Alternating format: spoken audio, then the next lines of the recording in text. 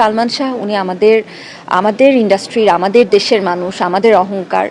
অবশ্যই তারও সুষ্ঠু বিচার আমরা চাই। সেটার জন্য যে দায়ী তার বিচার এভাবে যদি হয় এভাবে হোক, না হলে আরও একটা লাইফ তো আছে আমাদের, সেই লাইফে তার বিচার হবে অবশ্যই। আপনি এমন একজন মানুষকে প্রশ্নটি করলেন যার তখন জন্মই হয়নি, ওনার মৃত্যুর সময়।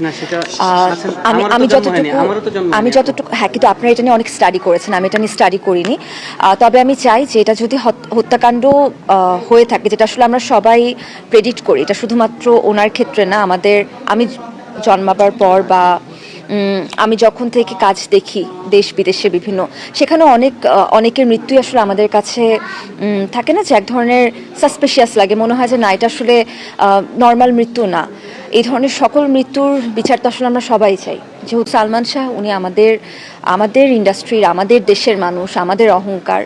অবশ্যই তারও সুষ্ঠু বিচার আমরা চাই। সেটার জন্য যে দায়ী তার বিচার এভাবে যদি হয় এভাবে হোক, না হলে আরও একটা লাইফ তো আছে আমাদের, সেই লাইফে তার বিচার হবে অবশ্যই।